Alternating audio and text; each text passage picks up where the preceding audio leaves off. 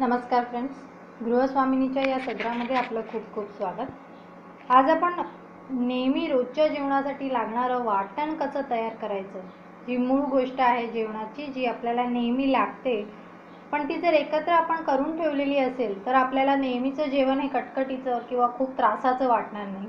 तर आज हे वाटण कसं तयार करतात हे आपण पाहणार आहोत। त्याकरता मी इथे घेतलेले आहेत 5 ते 6 कांदे मी इथे बारीक चिरून घेतलेले आहेत। ओला नारळ इथे खवून घेतलेला आहे, साधारण अर्धा नारळ मी खवून घेतलेला आहे आणि एक अर्धी वाटी सुकी खोबऱ्याची मी इथे कापून घेतलेली आहे। त्यात आपण सर्वप्रथम सुरुवात करणार आहोत कांद्यापासून। मी इथे तवा गरम करण्यासाठी ठेवलेला आहे, त्यात आपण कांदा भाजून घेऊया।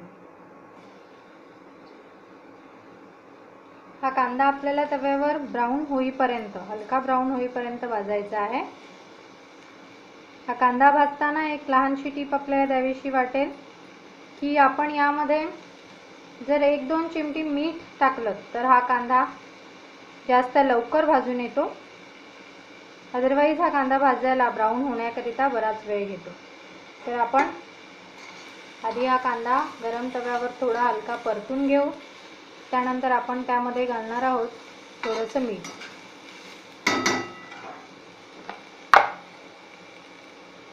साधारण 1 ते 2 चिमटी आपण मीठ घातलेलं आहे आणि आता आपण हा कांदा ब्राऊन होईपर्यंत हलवत राहणार आहोत। आपल्याला सतत हलवत राहावा लागेल, कारण हा कांदा खाली लागण्याची शक्यता असते, त्यामुळे आपल्या वाटणाची चव बिघडणार।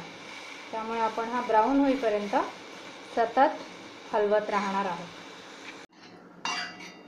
आता हा ओल्या नारळाचा किस आपण चांगला ब्राऊन होईपर्यंत भाजून घेतलेला आहे। आता आपण तो काढून घेऊया। आपल्याला तो करपवायचा नाहीये, नाहीतर त्याची चव आपल्या जेवणाची असेल ती बिघडत जाईल। आपण हे काढून घेतलं आहे एका ताटामध्ये। त्यानंतर आपल्याला लागणार आहे सुक्या नारळाचा जो आपण कापून घेतलेला आहे, ते सुक्या नारळ सुका खोबरं जे आहे ते आपण आता भाजून घेणार आहोत। गॅस आता आपण पुन्हा फास्ट करूया। सुक्या नारळाचा किस हा आपण काप करून घेतलेला आहे। आपण त्याला हवं तर किसणीवर किसूनही घेऊ शकता आणि अशा रीतीने सेपरेटली तो भाजायचा आहे, नाहीतर तो नीट भाजला जात नाही। याच्यातही आपल्याला हवं असल्यास आपण 1 चमचा किंवा अर्धा चमचा तेल टाकू शकतो, पण हा लगेच भाजला जातो, त्याच्यामुळे याच्यात तेलाचा वापर न केलेला बरं। आता याला मी सावकाश भाजून घेणार आहे।